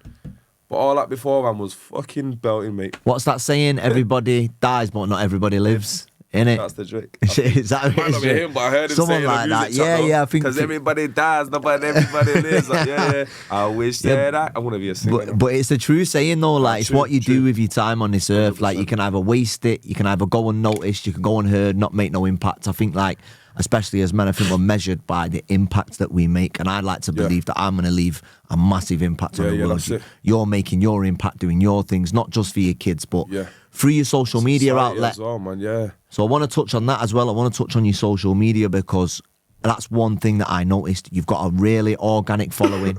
You know, you've got... let's call it what it is. It's a fan base and it's a support system, and you know, and it pays you back in loads of ways. It gives you a chance to put your kids on a platform and a pedestal where they belong, rightly so. And it gives you a chance to, you know, show all the different dynamics to your personality and your business ventures, and you know, it's like a natural CV for the rest of the world. So I just want to touch on, like, the positive impacts that your social media makes and the importance of using it to its advantage, because, you know, I guarantee you get a lot of messages from people, especially about the way you show up for your kids, how inspiring it is. So can you touch on that for us? Yeah, social media, bro. I'll be honest. You know, when you go on these Instagram handles at the top about this account to see how long you've had it. Bro, someone showed me that the other day, and he was like, oh, they've had 20 accounts, it's a bit dodgy, this, that, bot account, whatever, someone else's or whatever, So I've got on mine, bro. I've been on that Instagram since 2013. The same Instagram? The same one, my bro. Like, the very same one. What's that, 13 years this year? Yeah, bro. Been on it for time. Wow. I've been on it for time, bro. If you go actually all the way through, you got me looking a bit mad, and I've just kept it on there again. I've kept all the things on there. Just some old gym pictures. Journey, mate. Yeah, I've got some flipping mad Hispanic tash and a little goat. Juiced up like that, looking like some big Mexicano. On my life, bro. So I'm looking at it and doing some mad stuff. In Tesco and that, just crazy, throwing sandwich at my sister's head when I'm in the shop, like, mad stuff, bro. It's like I say, like, just being a crazy guy. Do you know what I mean? But one thing I say with that is, like, the organicness of what you're saying. I've only got a little 15K. Do you know what I'm saying? I've grew it over that long period of time. Some people are buying this, getting that, and the word what you've just used there, organic. When I do something like the fight, the people that I've got there, what support me, what see my day-to-day lifestyle, I really want to get behind that. It's the people that show up. Do you know what I mean? They'll show up for me. They'll support me. I can relate, like I said earlier on, to every single person on there that I've actually got, because there's, like, I don't know, single dads out there. There's single mums out there. There's people that have got children, you know, with you know, disability. You know, there's loads of people, bro, that I relate to on there. people that have obviously been to jail, that have come out and trying to do positive things now, people that have been victims of knife crimes or, you know, statistics in certain areas of their life. Bro, many things, there's positive things as well. People who've done similar things to me that are now trying to combat and change the way people are being perceived. Yeah. You know what I mean? So I'll be honest with you, mate, like, the way I like to use my platform is just like on a real basis that I'm not trying to hide nothing. I'm not trying to go on like I'm some sort of flipping Mahatma Gandhi. Yeah, You know yeah. what I mean? Like, yo, I've made mistakes. If I talk about the mistakes I've made, like I say, going to jail through drugs or being a victim of knife crime or whatever else it is, or being close to situations where people close to me thought suicide was the only way out, and I was very close to that. Like, mate, Just being transparent in it, bro. Yeah. being transparent, bro, because like a lot of people that come to you or ask you questions or like, you know, confide in you, they, by the way people or certain other people live their life, wouldn't really feel like, you know, open enough to say, look, this is what I've been through, that's what I've been through, like, can we chat or can you give me some advice? But because I just put it all out there, yeah, I feel like that's what gives people the opening to think, you know what, wow, he's been to jail, but he's not glorifying it. Because I always say, yeah, sweet, I have been, but it's nothing to shout about. It's nothing to bang on about. Yeah. Man's been, like, to me, I always say to myself, I'm a fool for doing that because my family needed me, Yeah. you know? And I was out here trying to make a little bit of dough and this and that because I thought, well, that was the only thing I thought at the time was going to be what I could have done. Yeah. Before I realised I have skills. You know, I have ways of doing it without doing it the illegal route. Do you know what I mean? Which I've now found out through going to that place. Do you know what I'm saying? But like, the point I'm trying to make is that a lot of people, reach out, and me saying I'm a fool for going there is because, my family needed me, bro. And I was there. So when I talk about it now, it's like, don't do it. I'll put it out there, 34 now. Do you know what I'm saying? I'm 34. You probably think I'm 24, by the way I like to keep myself. Nah, I'm joking. But at the same time, like, if I can help the youths coming up today now that are 14, mate, save them 20 years of their life by listening to this, watching this and saying, nah, my man's cool or my man's this, but he's done all that before he's got to that point where they think I'm cool or whatever now, or, like, a good dad or... Some young lads come to me, I've not got a dad, mate, can I say you? Do you know what I mean? They do. It's mad, like, some of the messages I get, bro. And I have to just, like, be a proper person for the message that I'm receiving back to them authentically as well. Do you know what I mean? And you're showing what's possible, aren't you? You're using your platform to show what's possible, to show that prison isn't the be all and end all. That, you know, knife crime isn't the be all and end all. Being stabbed, whatever, bouncing back, being a single father, you can still make the best out of bad situations, which I believe you have, and you've turned your life around, bro. And respect to you for it, man. That's it, bro. That's literally it. I think you said it better than I could. You said it way better than I could. I would have been here still till tomorrow. But what I was, that's what I was trying to say, mate. Yeah, you can bounce back just because you've been through something. Doesn't determine you. There's always a way to bounce back, and don't just not say, "Oh, I've been to jail," because you think that someone's gonna look at you and go, "What? Yeah, say you have," and I was a mug for it, but look what I've done since that. Do you know what I mean? Like, yeah, man. And you have been a victim. But I'll never be a victim again because I'm not in that line of work to be, accustomed for a situation like that to happen to me personally. I know a lot of people say never, but bro, I'd never be in a situation now where someone's gonna try and have me throat out with a knife. How could I be? I'm with kids all the time. I'm in the gym all the time training. So when you got stabbed in your neck, I believe, like, can you remember what that was like? Can you talk us through that? Yeah, bro. Listen, I was moving a bit mad. I was just out partying. It was a friend's party. A friend of mine and also a friend of guys that was on the other side of where we live. You know, the Manchester situation, north and south and all the rest of it, bro. And it weren't even nothing to do with me, bro. I'm not even out here trying to say I was some sort of mad gangbanger and all that, bro. But I've been in a little gang and that growing up, and the situation we ended up in was like an older, like, say olders. Yeah. My oldest that was really on their situation, but because I'm a loyal person, when it was going down here, I got roped in. Yeah, I got involved, and I'm always fighting and whatever. So, because I'm obviously end up throwing hands, kids gone down, kids jumped up, put one in my stomach here, jib back, and that's in a bit of blood. Had a little white t-shirt on, seen it open up, and I'm thinking, flipping heck. But again, we're out, adrenaline's high. I think I've had a little drink or two. Do you know what I mean? So, it was what it was. Next thing you know, we're continuing through a shot. He's through what I thought was a shot, but it was like a swipe with it like this. You know? So as I threw a bang, he's through. Mate, hit rap. I'm hearing it's blood coming out of here. I'm jibbing off because I knew I'm in a critical situation now. So I'm like jibbing off, rip my top off and that, as we know how to do, just press it. Yeah. That. Jibbing off when I shout at me, oh, where you going? Like I'm a runner, track star. Like I'm a not on it kid to hang about, do you know what I mean? But bro, you have to know when it's time to life go. Life or death, innit, bro? Life or death, my bro. So I'm hearing... Never heard that. I thought there was kids flipping doing smart whips, mate. You know what I mean? So I thought, wow, got a jib, mate. Bro, I was on Deansgate outside the Hilton, yeah? And I thought, mate, surely someone would see me bleeding out my flipping body, yeah? And just help me, bro. I'm like this. Oh, bro, everyone's jibbing off.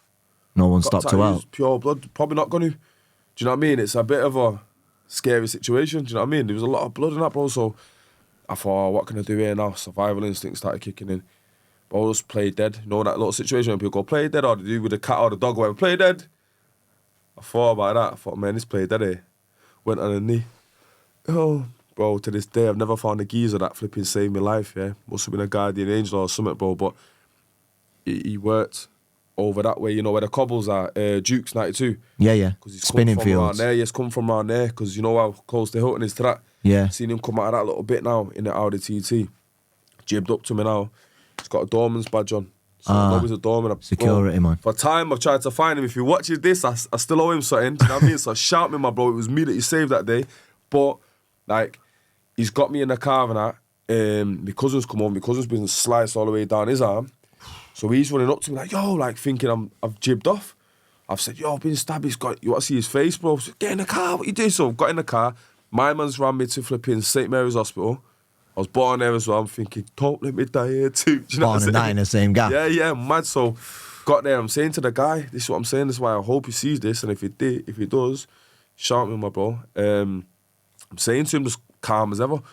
Bro, let me get your number and that, because when I get out of here, Thomas, I need to like, thank you for saving me. Get the fuck out of bro, man's getting rushed out. I went to the clerk and that. I said, I think I've been stabbed. She's gone, where? I said, poured it down. Mate, from that moment there, I don't remember nothing other than them rushing me, holding my head, putting my head in one of them things. See these lights? I've just seen lights down the corridor. Getting me, they're trying to cut me clothes. I said, oh, they're new jeans, man. Hey, I'll take them off. You know what I mean? Because I just brought up, what was it at the time now? I can't remember. It was some jeans or the glitter and all that. Yeah. Ed Hardy or something, yeah? Ed Hardy, you on it? Don't even want to see that rig out. Mate, do you know what I'm trying to say? It was just spicy, bro. It was a spicy rig out. But yeah, anyway, that all happened, and then obviously ended up on the intensive care unit for a couple of days, lost a couple of stone and that. He's in a bad way. I talk about it, whatever, but it was a serious situation, but yeah, it sounds it, man. Moment for me. Just shows like a little heated moment like that can nearly cost you your life, innit, bro, man? Yeah. It's sad. There's a lot of people these days dying over like next to nothing. Beef that's not theirs, you know, being intoxicated in situations that they shouldn't even be in. Somebody's old as whatever, do you know what I mean? It's bad, man. And there's a lot of it going on, you know, like you say, not just London, not just Manny, but all over the gaff, bro, where people are just resorting to, you know, knives or just like, it's a coward's way out, mate. Just get in the gym. Even if you don't want to box, learn how to defend yourself in case you need to. You know what I mean? Anyone can go to the shop and buy a knife. If you need a license, do you, to buy a knife?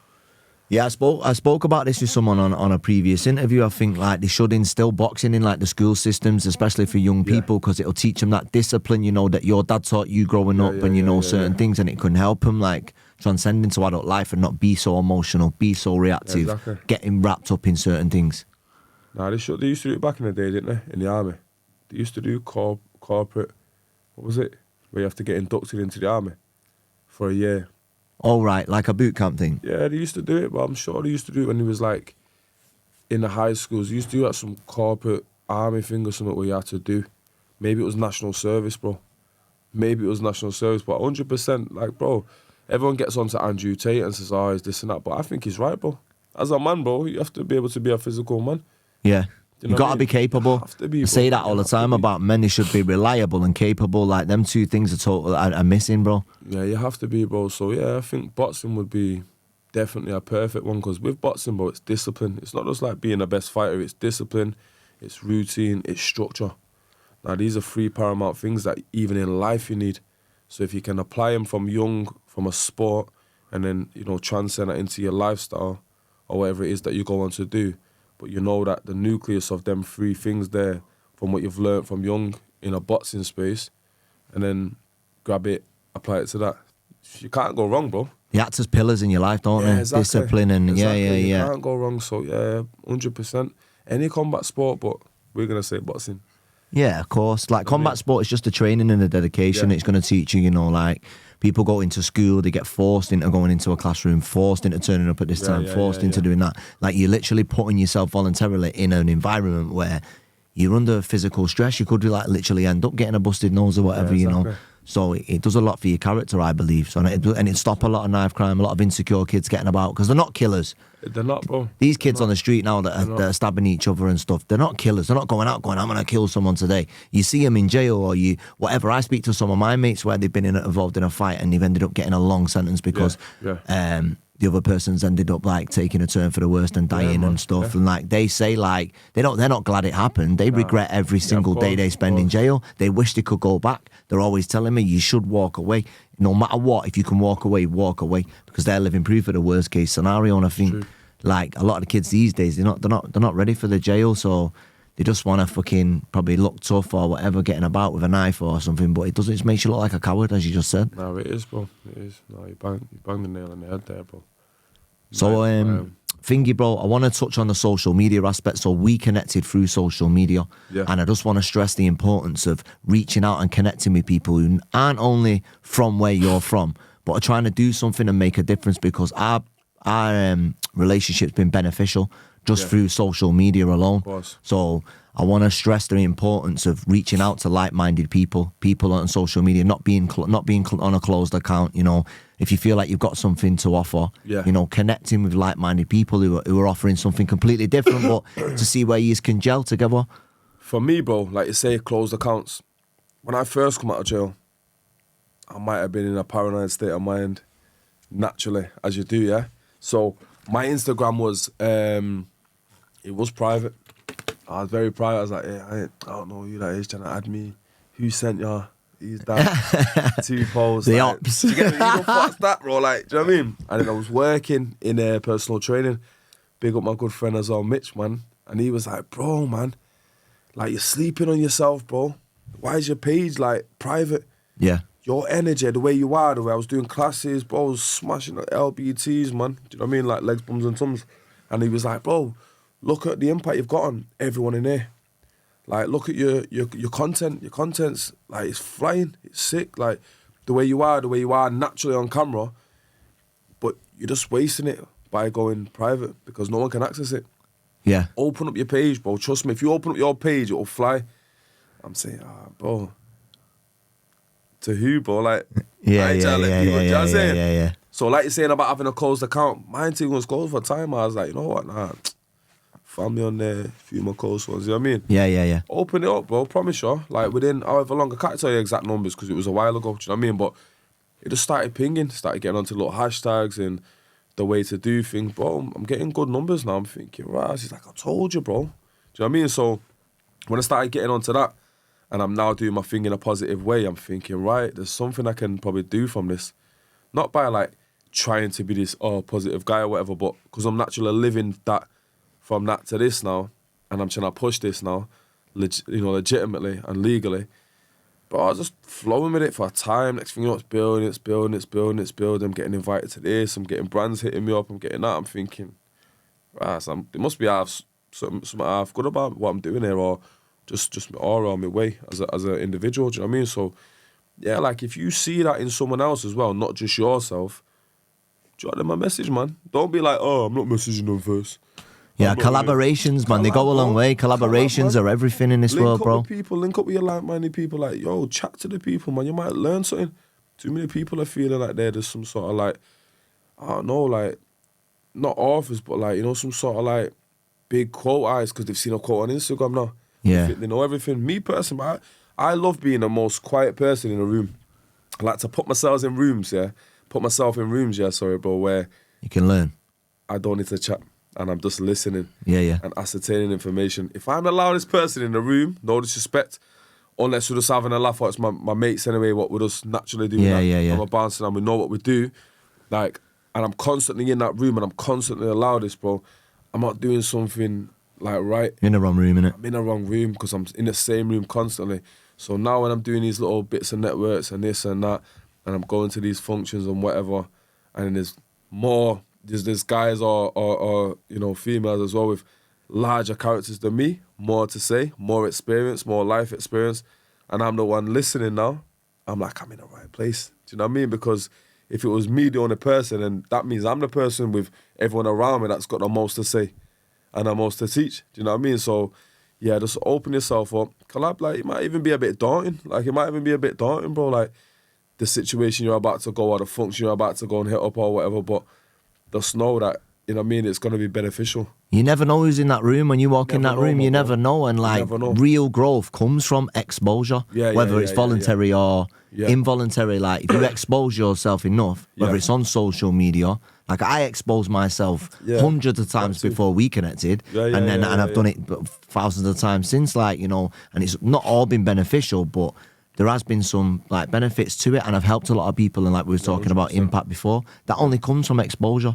So if you're sitting behind a private account, scared of what people might say, then you're never going to get that level of growth because you're not exposing yourself. You're not willing to expose yourself. You know what I mean? Speaking about how we first met, and it's very like important in what you're speaking on now, bro, because Rise, do you know what I mean? Like, big up Rise. He's the guy that we knew mutually. Yeah. That was going to do my ring work for me before I ended up doing it myself. I think he ended up getting caught up on a bit of work or something and he couldn't make it, but he was like, yeah, I'll bring one of my mates. So I sat with him, I dropped him off somewhere and he was like, yeah, let me get onto my mate actually, Pete, because he'll come with me. He's into boxing and that, he'll have it. So I was like, yeah, sweet, shout him, because I had the tickets and I was going to give him. Yeah. I weren't going to see him till then, so we was trying to line it all up and that. So he's Belgian, and then I think we spoke briefly on the phone, like a minute or two. Yeah, big up, bro, nice one. I'll give it to my man, whatever. And then he's left. And then, he couldn't make it for whatever reason. And then I think we'd spoke a day or two before, a couple of days before. It was a couple of days before, yeah. And then obviously you'd said to me, like, look, nah, bro, I'll still be there. Do you know what I mean? I'll still be there, man. And I remember saying to you, like, yo, I've just seen your stuff now recently since connecting. And I rate it, bro. Like, I really rate what you do. You know, the chats, the messages that you put out, the rawness of you just as a person, the funny side and shit. Loads, bro. There was loads that I saw and I thought, nah, this guy's cool, man. And you know what? The way he speaks, a lot of them things that he was speaking about was hitting home. And he was just fucking dead concise to the point. Like, I don't even know how to be. I'm not going to do it. I'm not going to spare myself the blushes, mate. But you know, when people do it and they lose you a bit, bro, the message was pinpoint. You spoke well, it was loud, it was projected and that. And I thought, nah, it's good that. I said, bro, come in my room before I fight and that, because give me a little fucking G up or something, or speak some words, bro, because you're sick at what you do. Do you know what I mean? And then I think we spoke a couple of days before. You had every opportunity to go out. I don't really know you, mate. Fucking just met your this, that, the other. Our kid can't make it. You know how it goes. Yeah. Like, our kid can't make it. Do you know what, bro? See you at the next one. People do that, don't they? Go on, give us a shout when you're next fighting, bro. Definitely come to that one. Nah, man, rolled up on his ones and twos, man, and just fucking come in there with us, give me that little speech and that, flowed out there with us, and the rest is history, bro. You know what I'm saying? But like, from that connection there, like I say, it might be uncomfortable. I don't believe it was uncomfortable for you, but it was a situation that wasn't meant to be. But you still made it a situation. I had every opportunity to back out, like you said, course, but like I was just saying, the exposure still came over, drove an hour, wherever it was, and exposed myself. And then it's benefited, like, because the connection was sustained instead of lost. Because it could have been lost then. If I'd have started, don't get me wrong, a part of me was thinking, oh yeah, you go in there, like, you don't really know no one. You're walking into hundreds of people in a room full of fights. I say, might be a bit daunting, do you know what I mean? Yeah. But you got to push yourself out of that, out of your comfort zone. 100%, and that's exactly like, that's a testament to our relationship and connection is through both stepping outside of our comfort zones, you reaching out to me when we've never even spoke two words to each other, and me turning up to a fight and getting in your corner when I didn't know anyone. Yeah, since then, flipping up, what have we done? Didn't even know that was your dad in the corner. Do you know what I mean? Nah, didn't know for ages. You know, it took me about meeting him about 3 times to realise it was your dad. Yeah, man. So yeah, it's mad. since then, bro, fucking bag of things, man. You've sold out 2 events of mine, like smashed it on the numbers. The numbers was projected. I won't even speak on the numbers because I'll be here again till next week for the amount that you've done. Do you know what I mean? Yeah, it was good. You done your thing there, and then the way you done it the second time, you ended up getting, what was it? Main event. Main event, bro. Yeah, you know what I'm saying? yeah, You got yeah, main yeah. event because the numbers that you done off the first one, with the way that you put yourself to the situation, promoted it, this was your own flipping Floyd Mayweather, bro. You then got main event, and let me decide as well, with one of the enigmas in boxing, white collar boxing, like Luke Dyson, let's be honest, he headlines everything the way it goes because of being him, his name does numbers, which it does. Yeah, it does. But bro, just to say that you guys got a nod over that because testimony to what you did and to what you did yourself, bro. Yeah, you trumped it, bro. You trumped it. So I don't know, man. Numbers are a thing, innit? You're doing them, bro. You're doing them, and it's working, bro. It's proper. Putting yourself out there again, man. That's what it's all about, bro. And just want to show people that what's possible if you do put yourself out there. Yeah, got definitely. Paid as well. So shout out to the Muscle Factory Fight Club. They pay well. If you could do the tickets, you get paid. It's just one of them. So yeah. So before we wrap it up, I want to give you a chance to plug the next show, which is on the 23rd of May. Yeah, 23rd of May next month. I guarantee it's going to be a banging show because the last 2 have just been special, and I've fought on them both. So I'm not fighting on the next one. So I'm looking forward to being a spectator. Yeah, I'll be involved in it somewhere. You're involved somewhere. Trust me, man. You definitely need involvement in the show, whether you're fighting, whether you're not. There's commentary. I see a very natural on this. Yeah. The situations that we're going to have in a build-up, which we definitely want you a part of, bro. Like I say, we network well, we communicate well, we're brothers, do you know what I mean? We respect each other.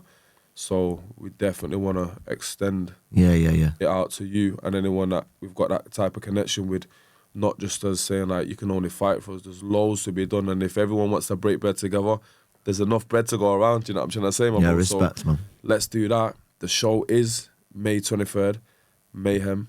It's at the Hideout, 7 weeks tomorrow, so 7 weeks Saturday by the time this goes out. Yeah. But yeah, man, listen, we're just representing everybody there, all the weights. We've got all races in there, black, white, Chinese, Asian, purple, yellow, whatever colour, mate. We are, bro. We're multicultural, we're multi-diverse. When you look around that room, it's a bit different, bro, to what you'd see at a typical white collar show. Yeah. What you'd expect it to be. There's a lot of kids there, mate. There's a lot of nippers there. My kids was there at the last one. Do you know what I mean? It's a family, fun, friendly environment. There's a lot of respect in the place. I like to believe that the fighters respect each other. All the officials, everyone involved, bro, from the bottom to the top, whether they're a participant, whether they're like a business partner of mine, a sponsor, because without the sponsors as well, we can't really do nothing there. So shout out to all the sponsors too. But yeah, the way we do it, it's like we're trying to do it in a way where we're trying to diversify the show and we're trying to uplift what white collar boxing is, because it does have a name and a certain stigma attached to it. Unlicensed boxing. Yeah. But bro, you've seen what I've done on the platform myself as a promoter and as a fighter. And if you apply yourself to it correctly, bro, you can do some noise, you can make some noise, you can make impact as well.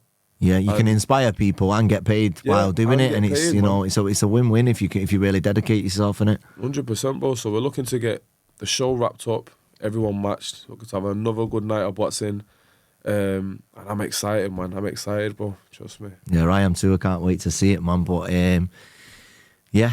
Right, so yeah, I just want to wrap everything up now. I just want to say thanks for coming down, man. I wish you all the success in the world that you deserve, and I wish that you and your family just continue to grow and prosper, man. And shout out to you, your family, the Muscle Factory Fight Club, all your business partners, the sponsors, everybody in this network. You know, I think you've got a real good thing going on, and just long may it continue. And wish all you all the best in the world. Nah, likewise, my bro. You know what I'm saying? Like you just said, and we've just spoke on there. It's an organic one. I'm not really into the faking it and, forcing it. And it's not once been faked or forced. Actually, before we wrap it up, we've had a little one time, didn't we? Do you remember? Do you remember? Yeah. And this is the point what I was trying to make. Yeah, I forgot about that. Bloody hell. I don't know if you want to tell it or I will, but either way, there could have been a situation where as two, males with testosterone, pride, ego and all that, it could have went a bit left if we weren't the individuals that we are today, bro.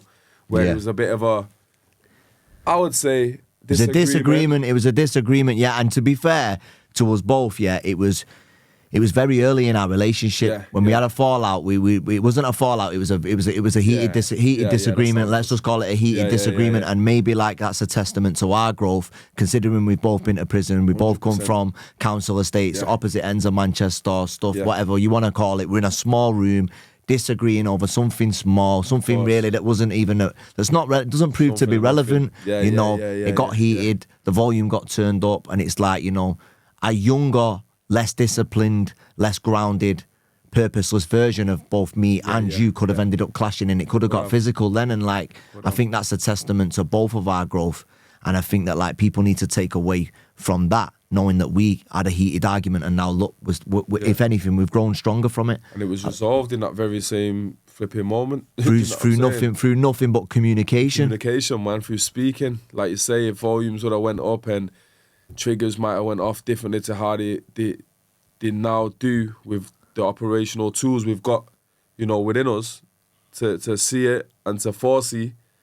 Then, bro, it could have been a different one, but we're not, and we've evolved, and we'll continue to evolve together, my bro. Trust me. Yeah, so it's a good... the same way that you extend all that to me, my bro, just know that I'm extending it right back to you.